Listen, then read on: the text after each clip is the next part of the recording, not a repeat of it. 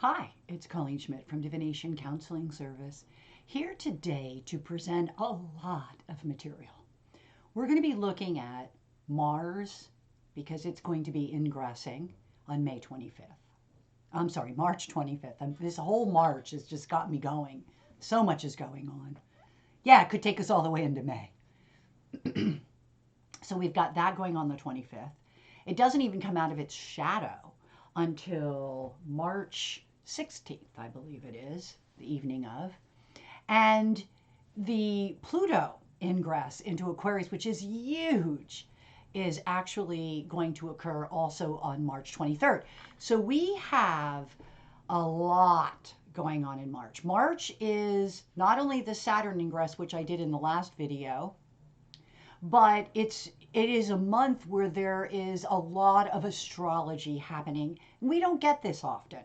So this is a very marked period. And what I mean by that is that whatever is going on in March, even, like the whole month really, for many people could be the beginning of lots and lots of changes. I think that it's true on government levels as much as I think it's true on a personal level, but I think it's something that no one is going to escape from. And I say that because these are major astrological events that will be taking place in March. And when you have so many of them, one on top of another, I know that we're in a new age. I believe that was in 21 of December, or was it 20? I'd have to look it up again, but we began with, I think it was 2020, with the Saturn crossing into Aquarius. And for a lot of astrologers who have been waiting for the age of Aquarius, because realize that zeitgeist, age changes, take a really long time. We might be in a new age, but you'd really have to look to see what those changes bring about, because the actual transition into a sign could be something that occurs over a period of time and is something that actually you don't notice maybe for 20 years, but you do notice. And I'll give you an example.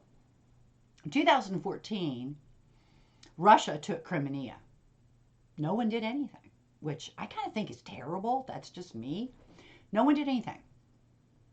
And of course, we had a different president and all of that. But then here we are, 2022, Russia now decides it's going to take more land from the Ukraine. But this time, no, people are like, no, okay? And not only that, but most of the world agrees that Ukraine should have Crimea back. Okay, so a lot has happened. That's number one. Number two, a lot of people are talking about the Third World War, and I'm laughing to myself because I think we're already in it.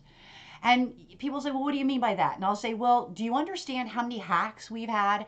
How many times our infrastructure has been attacked through technology? Not just by our own white nationalists, which did the electrical grids, that's one thing. But I think that you can go all the way back to the presidential election of 2016 and what we're now finding out in the year 2023 that was pulled to the disinformation camp. That's very Aquarian, although I know that's been going on for a long time. The fact that we now know is very Aquarian. Also, the fact that now we have the Ukraine war going on, but the way in which China's attacking us, we're probably attacking them too. I'm not going to say we're innocent in all of this. And the same thing with Russia. The way they're going about attacking the world is not by sending over big bombs. No, they're doing it in Ukraine. That's like a land grab, though. How they're attacking different countries is through the technology, is through bringing down their grids. You can take a whole water company and just shut them off. And so it's the possibility of war looking like it did in the first two world wars is not going to be, because we're already in a different age. So that's where I begin, and I laugh because we're going to get the third world war. We're going to have another third world war. I don't know where you've all been, but it's already going on. We're in it up to our eyeballs. And it does come from this espionage. It comes from attacks on the electrical grids. Well, I should not say the electrical grid. I think it's through the computers, through the internet, it's through technology. Um, it's so funny, the conspiracy people at the very beginning of COVID. Yeah, we're gonna get the shots. So they'll, it's China's way of knowing everything. They already know. It's called a cell phone.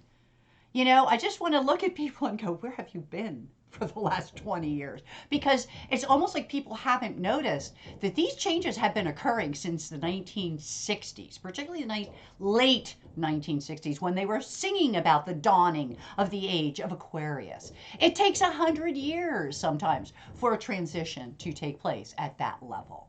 So I definitely feel it's really important for us to acknowledge that kind of information, because as astrologers begin to look at charts, we don't want to look at them like we're still in Capricorn. Okay, this is not going to be about corporations anymore, people. It's going to be about we the people. Okay, I think that we've been prepping for this since the onset of America, because nowhere in anyone else's government do they have a constitution that begins with the words, we the people. Okay, I think that that is huge in the sign of Aquarius, which is a humanitarian sign. It is about equality. So it's very different than the Capricorn energy, which we're also used to, which is this power grab all the time for money and power. And, it's all about industry. But that's not what Aquarius is about. So as Pluto goes into Aquarius, I think that this is finally, for a lot of astrologers, the moment they've been waiting for, so that we can officially say, hey, I think we're in Aquarius now. I've been waiting for this my whole life. But I think we're here, and I think we already have to look at things differently. So, all I'm going to say about that is, as an astrology teacher said to the class I took in the last week, that things aren't really going to they're not going to look the same. So that we're going to go through this period.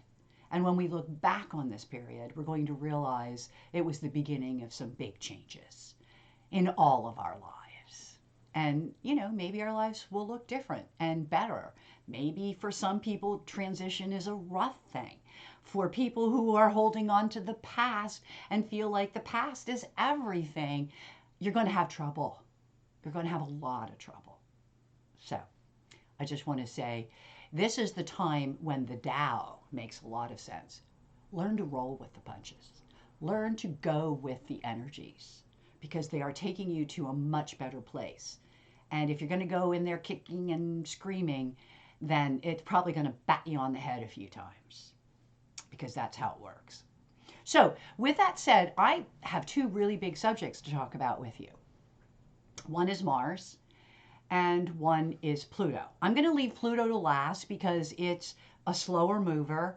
It's definitely marking an age because it's a 20-year. Now, it is only going to be in Aquarius this first year for a couple months. I think June it goes back already, maybe even May. So I'm not sure. And then it comes back next year. But again, just like seems like for a few months and a few months it goes back. I was born a year it did this. I actually have a Pluto that other people my age do not have. I have a Pluto of a much younger group of people. And I always kind of wondered about that till I began studying astrology, which I did at a very young age. I got it right away. I was like, oh, that's why I'm so different and so weird. And that's why I keep waiting for younger people. Like, oh, I can't wait, And so, that happens. So people who are being born between March 23rd and I believe it is June, or somewhere in there, May, June, they're going to have a different Pluto than people who are going to be born in October of this year. And if you're a parent, it might be a really cool thing to look at. Just say. It was for me. So I think it's what set me up to go into astrology at such a young age, to be honest with you. When you start looking around the room and the classmates are very different in some of the things that are happening. It's Pluto, it changed. And Pluto is like an age thing. So enough said. Let's go look at Mars first. So the first chart I'm going to look at is Mars as it comes out of its shadow. We're not going to spend a lot of time on it. The only reason why I'm pointing it out is because it's been such a tremendously strong Mars retrograde that most of us, self included, have been waiting for it to get the heck out of its shadow. So let's have a look at it. So I only want to point this out because I think that the value of a planet getting out of its own shadow, and that includes Mercury, which retrogrades often, a couple times a year. Mars only retrogrades like Venus. I think they're both like, maybe 2 years or so. So they don't happen all the time. And we just had this incredible Mars retrograde in Gemini. So it really did feel awful lot like a Mercury retrograde. But just to kind of show you, Mars is at, right here it is, and I did a 5 a.m. So realize, and it for some reason keeps coming up EDT, and I'm not sure on the 16th, but my feeling is it must be turning right around then. Would make sense. As we come out of the shadow, we're going to be changing our times. But it's interesting because it's about 25:30, and I picked it up at about 25:42. The chart doesn't, even as a static chart, is not that important. However, what is important is the date. And we really want to be aware that on March 16th, the wee hours of the morning already, it's leaving its shadow. So as March 16th comes into being, the whole day is a station for Mars. And then, or not a station, I'm sorry, it's not a station. It's coming out. That was when I looked at it when it came out, which was at 8 degrees of Gemini. So I'm getting my own self confused here. This is simply at the place when it crossed over that 25:36. So by March 16th, those of us who've been really suffering from this particular Mars, I have been, then I think it's really wonderful that it's finally leaving. And so I really wanted to bring this up just as some really good news of what's going on and how it is. And, it's interesting because if you look on the dial, Volcanus, which is a trans-Neptunian, is sitting right on the descending. So there's a lot of pressure. This is directed energy.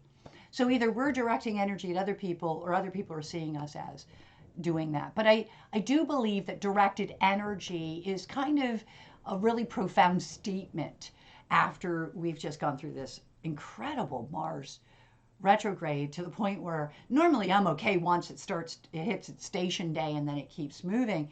I can sort of release that energy or whatever, but I got to be honest with you, this one's a killer. Of course, I'm very affected by those degree points. So that might have something to do with it. And anyone who has that would be affected. So I wanted to look at that just very briefly to bring up that this is a significant time in the month, and we're like right in the middle of the month when this occurs. And I do believe that it's because if you notice, March 7th was the ingress into Saturn into Aquarius, and then on the 23rd, so do you see that? I mean, look at that. I mean, 7 days to 7 days. This is almost in the middle. It's only off by like 2 days. So it's like, whoa, okay, this is crazy. Okay, so I wanted to go through that. Let me go through now, and we will pull up. This is an ingress chart. Excuse me.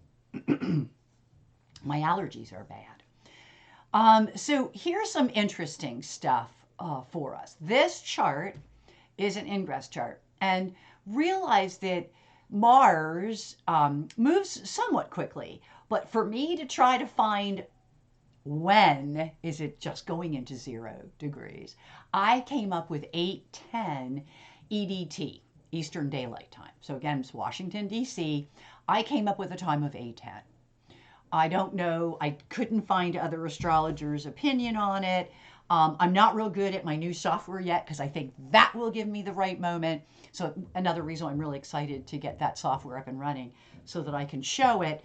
And then it's really amazing software. It's rather advanced, not expensive, just very advanced, because it's not a static like Janus is static. This is static, So when you look at these charts are static, whereas the new software is not considered static. It's really like, oh boy, integrated like crazy. So when we look at this chart, and I liked this chart for a couple of things. First of all, check out the ascendant and the descendant. Okay, so they happen to fall. Now think about horary astrology. Okay, you really wouldn't want an ascendant that starts at 2930 because it's talking about the end of something.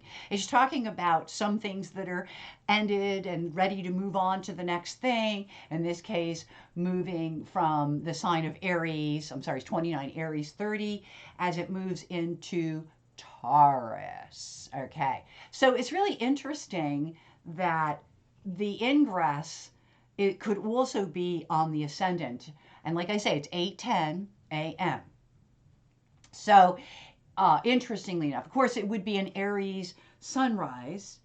This would be then the first sign for the day, which would be, of course, Aries, because the sun is in Aries as well. And then, as a matter of fact, 4 degrees of Aries. So here's another point I'd like to stress. It's a few days after an equinox, right? I mean, Aries sun, spring equinox, and all of that. Well, that's an important chart because and I'll talk about this, but we have our ingress in January. We have our ingress in the June. Not ingress, I'm sorry, solstice charts. Solstice charts. I don't even know what I'm talking about today. And those are very significant charts, particularly the one in January, because it literally can be predictive for a whole year. The equinoxes are also predictive charts. They just don't last as long. And so what's really interesting is this sucker's only a few days off of an ingress chart, which I think is the 21st. I'm sorry, an equinox chart, which I believe is the 21st of March. So you've got 16th is coming out of its shadow. 21st, we now have the spring equinox. The 23rd, Pluto moves into Aquarius. And then on the 25th, we have a Pluto ingress into Aquarius. So really huge month on every level. It is a huge month because the one big thing that always happens is that equinox, and it's surrounded by ingresses. It's just unbelievable. So it's like we all get to start our new chapter. Okay, so we have in this chart. Now, again, every other chart you do, wherever you live, it is going to be different, okay? It always is. I'll get to the dial. That's when it becomes universal. That's when it becomes worldwide.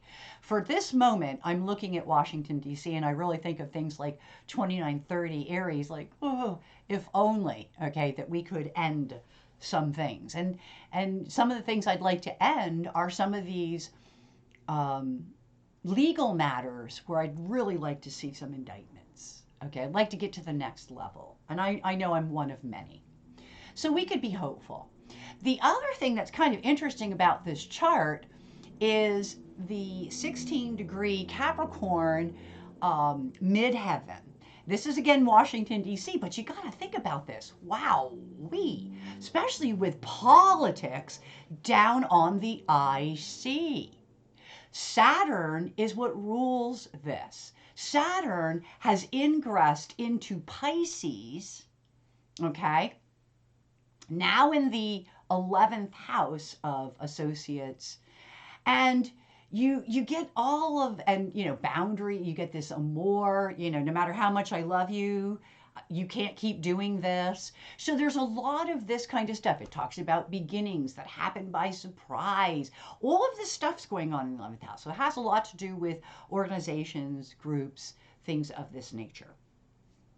Now, I like that the politics is here, okay? Now, which is also kind of interesting, look at, this is a Placidus house. When I start showing I started working with equal houses. It's something all astrologers go through after a while. You start playing with different things. Because, after a while, you just want to expand yourself, I would think. I do. And look at this, 2522 Gemini for the third house cusp of this particular formation. It's the cusp of the four. It means that Mars coming out of its shadow about a week earlier, at that degree point, is now in Washington, D.C., the formation of the third house cusp. It's unbelievable. So I tend to believe that information is coming. Okay.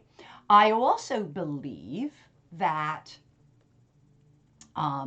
with Hecate there, I know that it says surprising up here, surprising beginnings, but this Hecate is like telling us that we really, and it's interesting because it's running with this new Mars. Okay, Mars, as it moved into Cancer, is sitting with Hecate at 0 degrees of Cancer, 41 minutes.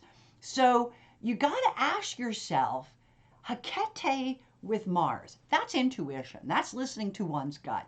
That's, I want to say, birth and death. So it's, it's Hecate. It's all those things like Hecate, but I really look at Hecate as also intuition. And what's really interesting is that all of that is falling in the third house, the house of communications, with Saturn up there with associations and politics sitting not far from Kronos. As a matter of fact, if you were to take, look at this, Hades at 10, Kronos at 13, and Pallas at 16, look at this, Hades, the past politicians equals Kronos. The deterioration of politics goes back to Kronos. And I think that we really need to look at that, because politics and what has happened in the United States because of its politics, I think is chickens coming home to roost. Not quite sure what it will represent. I do want to note too that while you have this Mars in Cancer and you have this Hecate in 0 degrees of Cancer, you also have like this inconjunct. Okay, it's probably some kind of, and again, I'm going to get better at the sesquistrats and all of that stuff when I can put the regular software up here. But right now, I want you to know that there is an aspect between Pluto and Mars and that Hecate and that Eros all going on. And the beauty is, this is a 2-year. Is Mars about? No, Mars is not 2 years. Mars is, I think Mars varies, depends on those retrogrades, but Mars is, let me check that. 23 months. I was right. I thought about 2 years, but I wanted to give you the exact. This information's out there. I want it to be as correct as possible. And it's about 23 months. Okay, so approximately 23 months, so about almost 2 years. I was right. We're going to have an influence here that I think is going to be sitting with us for 2 years. And I do believe that a lot of what we're going through right now does take about 2 years to culminate. And you can see it right here in this lineup. I think that's wonderful. Other things that are going on is slow. What is slow? Well, ironically, things are going to happen slowly. They've been going slowly. That's been one of the issues, particularly here in America, where justice itself rolls on so very slowly. But I will say that there is going to be some very directed action, which is Zeus. It also makes me wonder about what's going on with guns, and boundaries, guns, boundaries, or, even, immigration type stuff. But I see a lot of slowness with all of this, okay? But what's really interesting is there is an oppression on the expansion of business. Now, I don't think it means that business is going to be bad for 2 years. I really don't. I do believe this is chickens coming home to roost. And what I mean by that is regulations seem to, we're a country, United States, that was up and rising when Capricorn was coming into being. We hit some like culmination points in the last several years where all the Capricorn lines up, where due to the last president, the former guy, he deregulated everything. Well, regulations got to go back. We, the people, need regulations to keep us safe and to keep them from raping and pillaging us. And I do believe that could be part of what that's referring to. The thing about the nodes are that it's more karmic.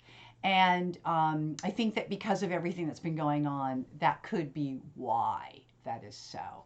The other interesting thing here is the South Node is running with justice. The North Node.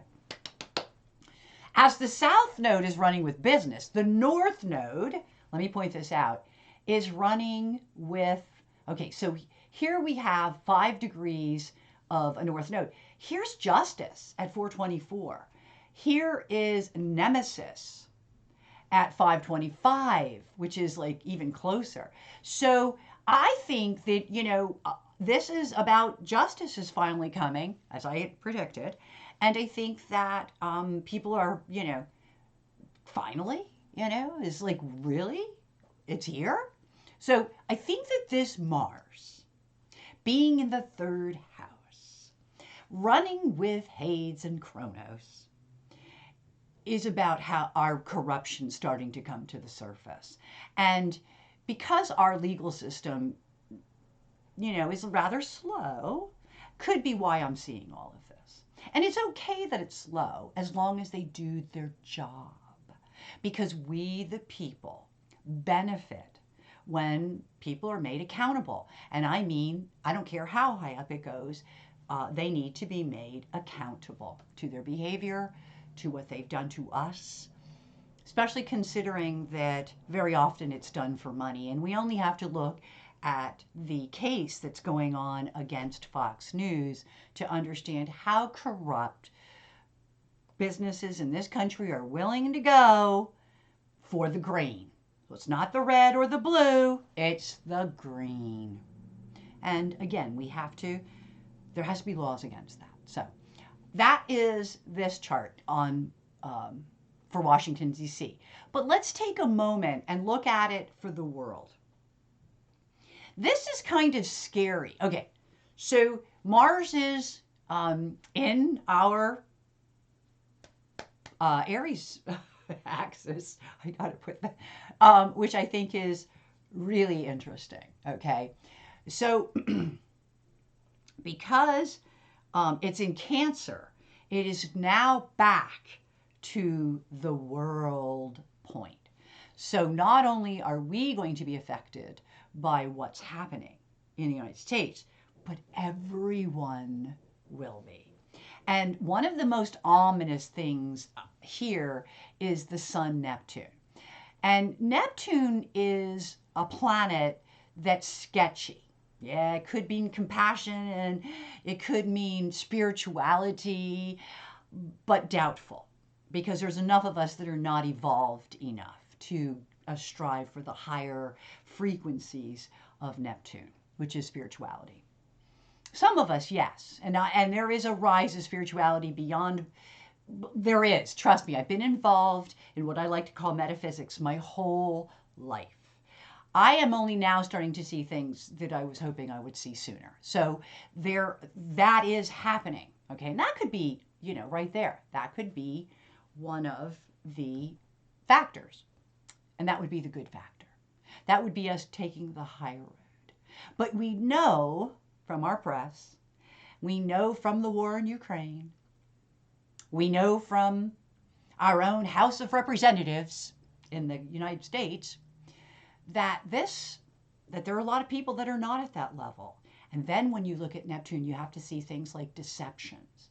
You have to see things like people taking advantage of other people. You can see things like lying is so much Neptune. Gaslighting. The very concept of gaslighting is Neptune. Because Neptune is gas. Okay? Gaslighting is like gassing somebody so they see only your light. Okay? So I'm thinking, and here we go again, I keep saying the same theme on this Mars chart, that there is a lot going on that has to do with the deception that we've all been facing as countries, many countries. I also think that there's something coming or dealing with, and this could be our ability to care for one another, but also here's Hecate, and it's running with another politics. It's running with Minerva. And so you have, which is read a lot like Pallas, so you have this connection between Minerva politics and with Hecate, which is the ability to discern by listening to our guts, by understanding our intuition, how spiritual, right? How it emphasizes that Neptune theme, which I think is so powerful. And on the other side of that, it's almost like a midpoint, the Aries point, which is also Neptune Sun, which is also Aries Mars. You have Ceres. Well, Ceres is the mother, okay? I'm a strong advocate for women's rights. I came into this world when women still didn't have even the rights they have now. I'm old. I'm older. I remember having to wear dresses or skirts to school. They always seem to monitor what girls wear. They're still trying to do it. I just think it's like, wow. It's always like, pick on the girls, pick on the girls, pick on the girls. So I grew up somewhat in a chauvinistic family. I grew up where in my lifetime I saw that law change in Texas where, if your dad left you money and left you property and then you got married, but your husband was a dick, cheated on you, and then got divorced, he gets to keep your land. Now, that was in 1967. They finally got rid of that. But can you imagine being a little girl growing up with this kind of stuff going on around you? Now, I did not live in Texas. I will not ever go to Texas, probably because that left such a bad impression on me as a child that I couldn't believe that people wouldn't respect women or the rights of women, which is obviously now become a much bigger issue. So we see this Ceres up here.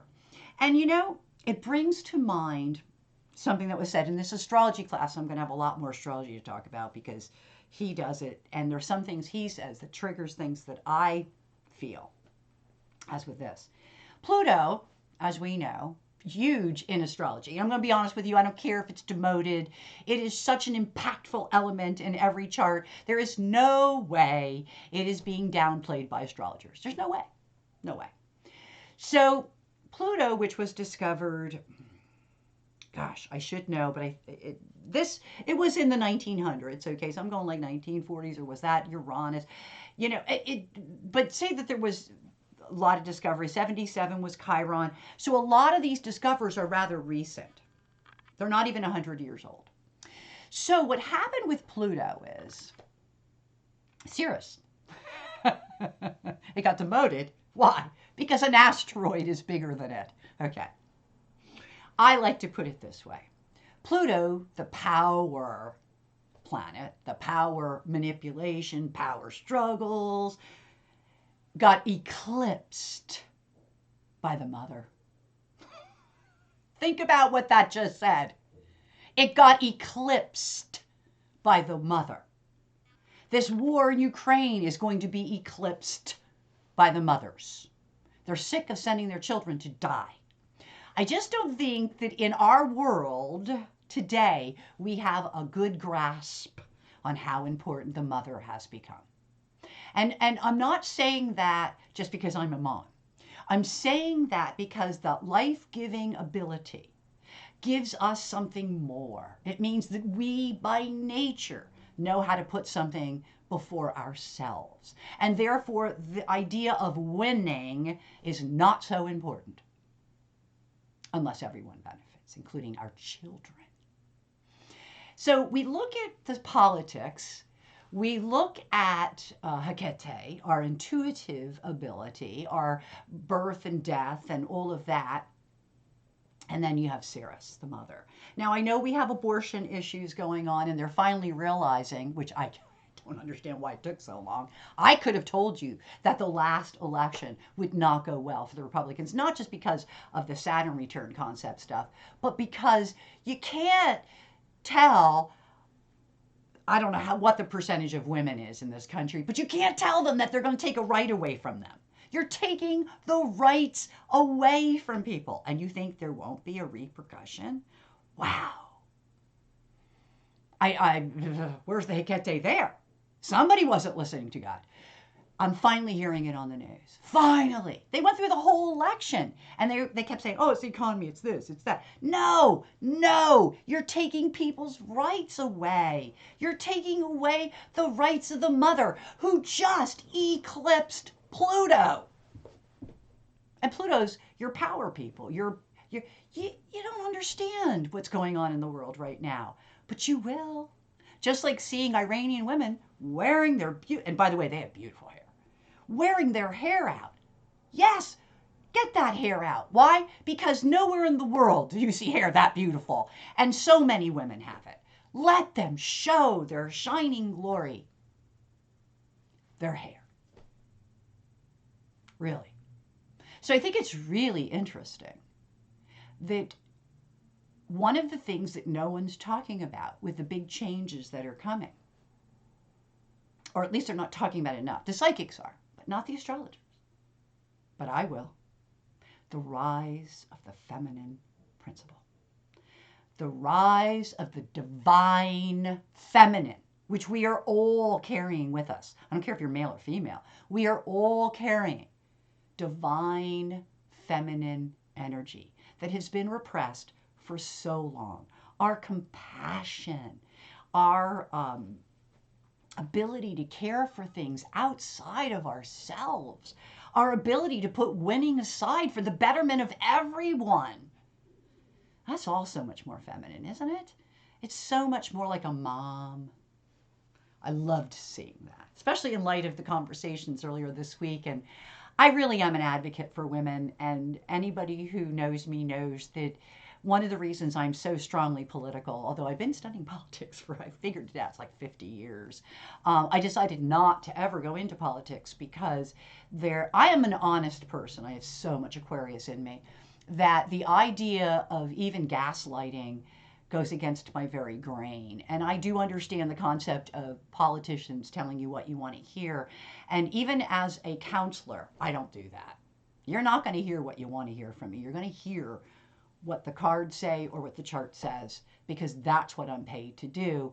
And I can't say that I would ever be able to step outside of that. I can't find any reason why that would be okay.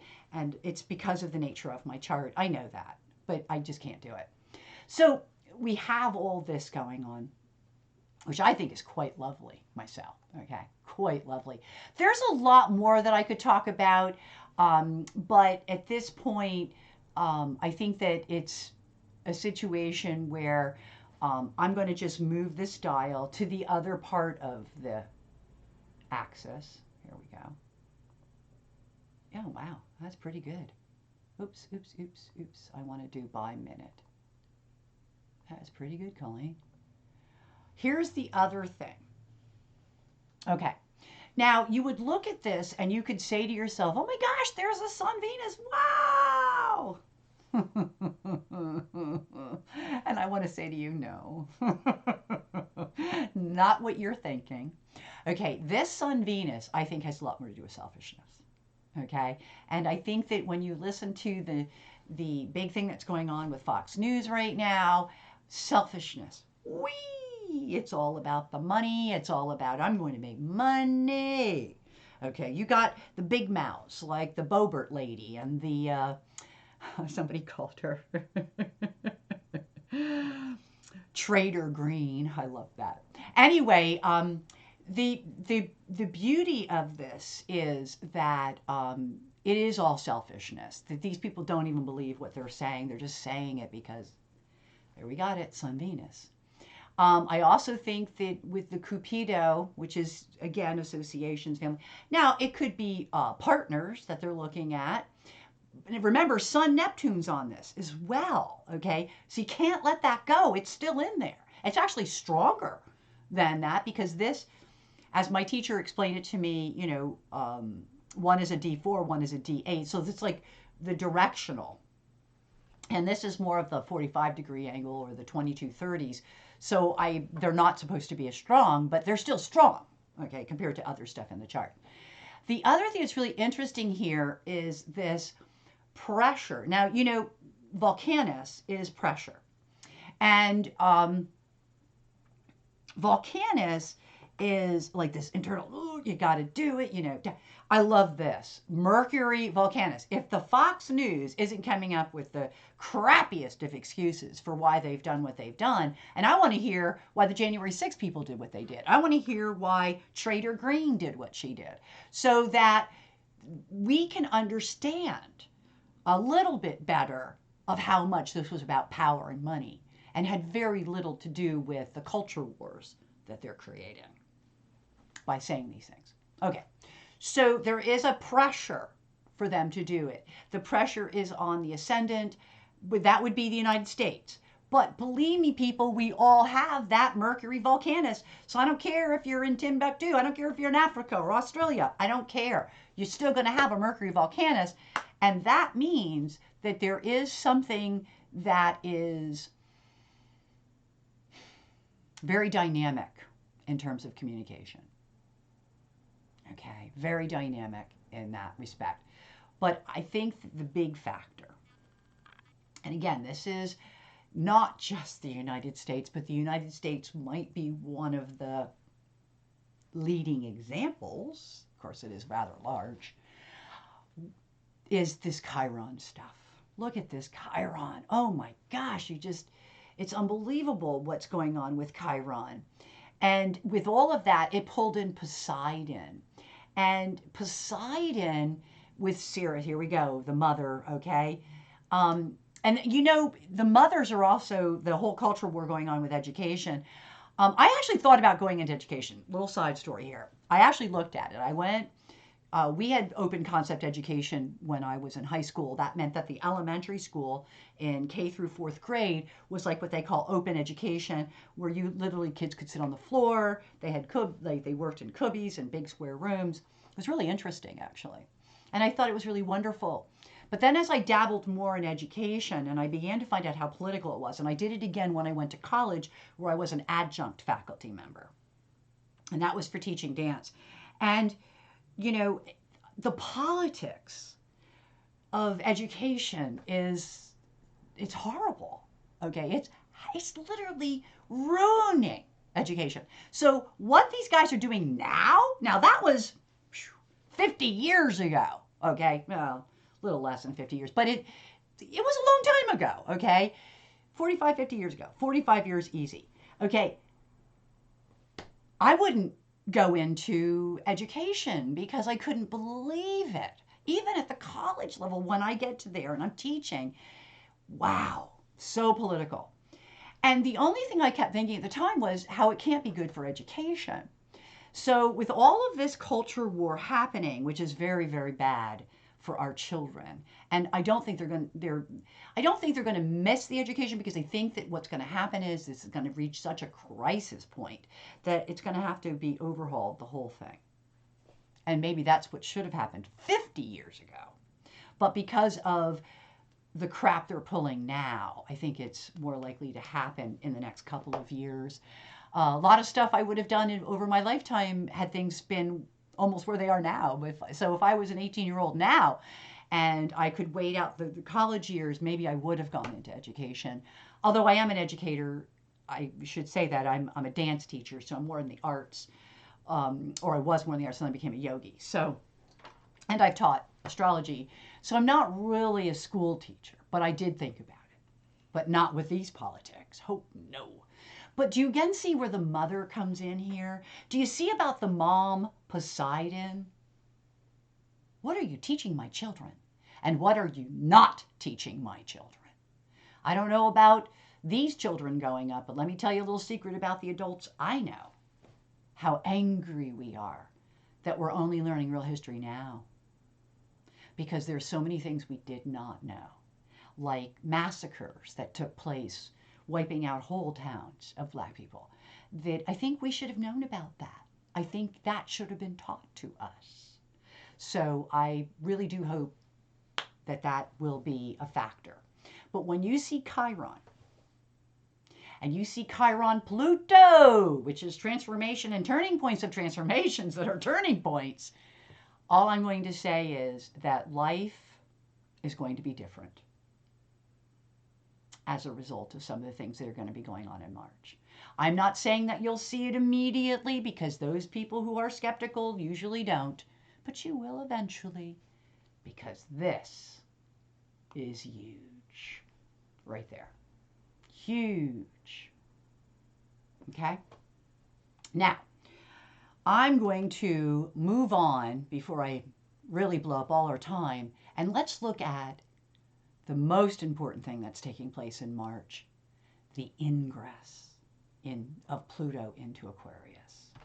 I haven't left myself a lot of time for this one. Almost now thinking perhaps I should have done 2 videos, but I do want to look at this because this was the whole excitement of doing it. And worst case scenario, as we get closer, I'll do another one, okay? But I want to take the last 15 or 20 minutes that I have left, which is not a lot, to look at this chart. And once again, I want to point out, do you remember that on the 25th, when the ingress happened for Mars, it was 2930? Well, this one's 2824. So we again fell in the category where if these were horary charts, we'd say we're at the end of something and it may not be worth reading it. Okay? I like to point that out. Here's something else I'd like to point out. I want to make sure, it's like so weird that I have to make sure. Yeah, it's the Pluto ingress. It's so weird. Look at that look at that Saturn again. Okay, Saturn ruled the midheaven. Look at that Capricorn, 16 degrees. This is weird that all of these things should be, really at almost the same places. Look at this. We still 2 days later, and it's like, because it's 8:15 this chart, and the other one was 8:10. Even though it's a couple days earlier, it's like the same chart. Okay, but we'll look at this one, which is another reason why I really wanted to do these together and didn't want to separate them. So I was torn. Okay, couple of things we really want to look at. Politics is still there, but this is a 20-year job. I think this is the 20 years that we spend changing democracy. And what do we think of as democracy? Because I don't think that democracy we call democracy, and I know that the politics person that I listen to every week and read her stuff every day would probably not agree with me. But we are not. This is terrible democracies that are going on right now, because we're not democracies. We're like kleptocracies, which is instead of democracies, which means that the people in the big businesses get to rape and pillage us all the time. That's more like authoritarian. They got lobbyists in there. They pick out their own politicians. They spend tons of money on campaigns. We don't really get a say about that. It's not about we the people. So I think this is the 20 years that changes. I mean, I think I'm here for this, so I think that I will be here for that time. I at least most of it. But I think that that's what this really is. I think that when you look at this chart, you're seeing the same things we saw in the last chart. Okay, maybe a few different things. I like the Diana coming in from the 12th house, because Diana's a hunter and we're hunting. The moon is actually the midpoint between things like Diana and the ascendant. Okay, and I do think, even though it's coming from the 12th, I think this says a lot about having the people having input into what's happening. Pluto's in the 10th. So, it is kind of a real reminder. And I like Pluto being, even though it's 6 degrees away with Hygeia, because, it's a well-being type thing. But do you notice that Eros in both charts, because Eros doesn't move too much fast. I mean, it moves because it's an asteroid. They all move fast. But it's still there with Pluto the whole time. Okay? Remember that there is a conjunction, there is a connection then to, in this case, it's like another, here we go, semi-square type thing. We're going, I'm like my teacher. I just go golden triangle, because 29 degrees and 29 degrees will always have an effect with each other. Okay, so 29 degrees of Gemini. So that Mars is still in play. Only it's in play now because it's at the end of, and then when it goes into the next, it is again because it's at the beginning. So it's just really weird how the Eros is playing it. Okay, so let me talk about Eros, because the whole objective of why I do this work is for the asteroids. Okay, and I think my teacher even likes that I'm doing that for you guys. So the asteroid Eros is about reproduction. Again, it's about, but you notice that when we'll look at that in a second. It's about reproduction.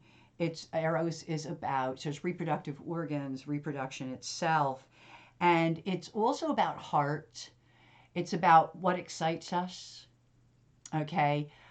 It can be considered kind of a lustful thing, You have to have a desire to live, And Eros is the stuff that brings that desire. Okay. So it could be heart, could be reproductive organs. Okay. So we got something going on here. And it just, again, I think it's because of the changing roles of women. But I also think it's because science is becoming so advanced that a transgender, a man who turns himself into a woman, transgender male, can also have children. He sure could. And why not? Okay, I'm so in favor of live and let live, and people should be, you can only be the best that you can be if you're allowed to be your most genuine self. And we need for everyone to be the best person they can be, because that's how you get to the highest. So we have that going on at that point. And like I said, politics is still playing into everything, and that's Palace. So that's still going on.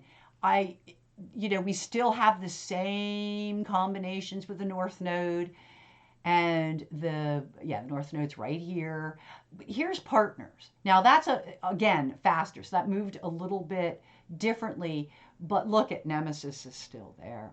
Hecate is coming in. And the partner is there now. So when Pluto on the 23rd is there, there's a little bit more playing into some of what's happening around the nodes, our karmic connections, our intermittent karmic connections.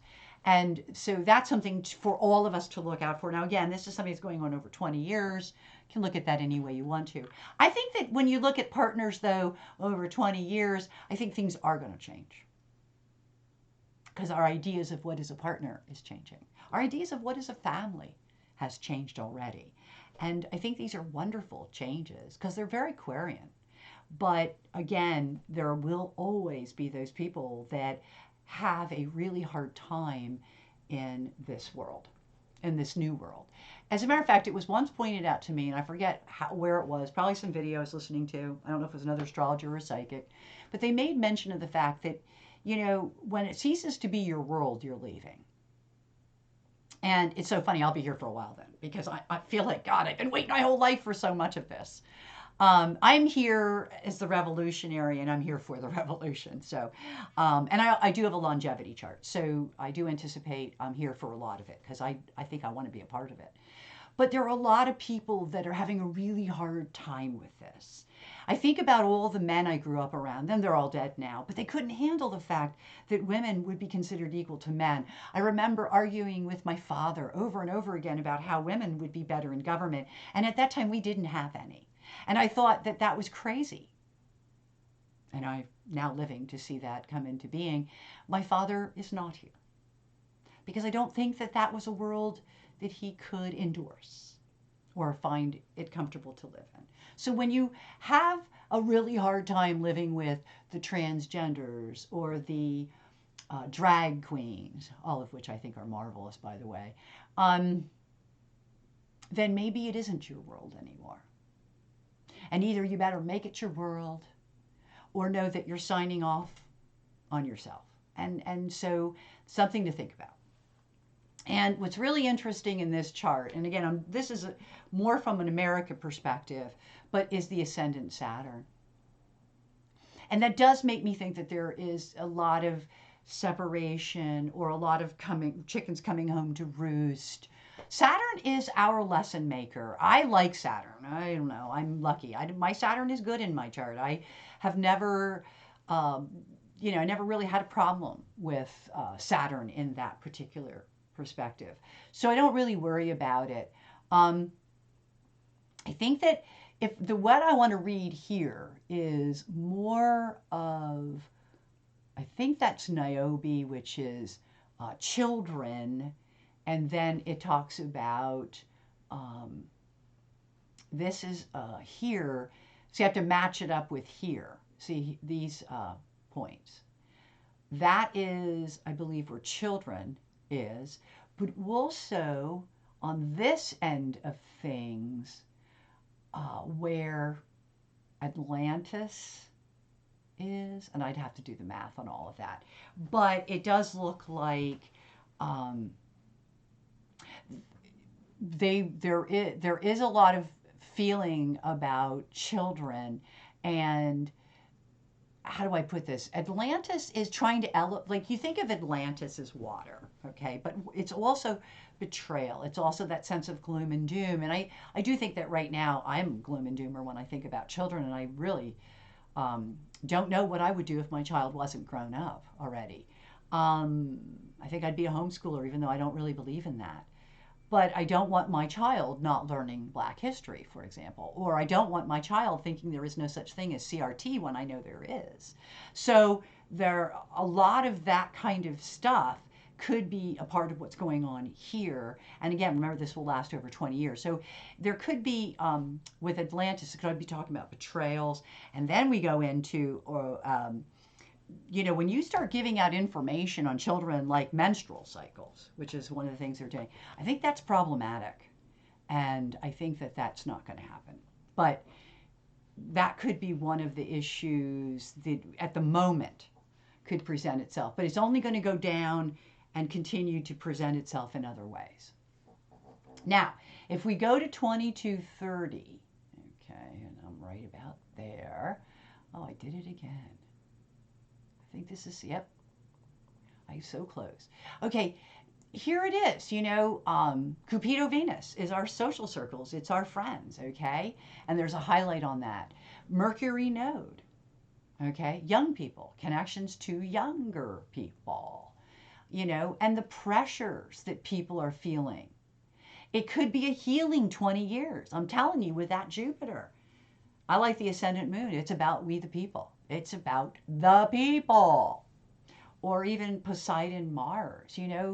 Poseidon is about the light. Could it be that we really do want to bring in the light? Uranus Mars does tell us it will not all be easy, and that there will be some revolution type things going on. So do expect that we might not ever be in war where we're taking guns and tanks, other than like for other countries the way we're doing right now. If somebody tries to take a country, that's different. But I think that, like, if you look at, Trader Green, and she wants us to divorce, I think that, this is the revolutions of people that are not happy. This is women protesting against laws against, you can't tell us what to do with our body, okay? Or the women in Iran, you can't tell us what we can and can't wear, okay? So I think there's going to be a lot of attention paid to the freedom of people. The freedom of people to be who they are, to be allowed to live the way they want to live. And the other factor that I'm going to point out here is bonding. I think that you're going to see, I think that the whole divisional thing is kind of going to subside, go away, and that people will be bonding over the changes they want to see, or the changes they feel are healing, or the pressures that they're under. And so I think that that's where the bonding will come in. I definitely feel like, here we go with this whole thing at the Aries point. Believe me, guys, I don't care where you live. We're all dealing with these people, this horrible stuff. And I think that, it's politics. So I don't care what country you live in, it's politics. And I think we, the people, need to get a handle on politics. And I love the fact that it's running with the woman or the mother who has eclipsed Pluto. I am not going to say any more there. I'm going to leave it there. I'm going to save anything extra I have for another video. But I do want to say thank you for watching the videos. And I love hearing from you. If you have something to say, I would love to hear it. And most importantly, and as always, until we meet again, I wish you all only happy reading.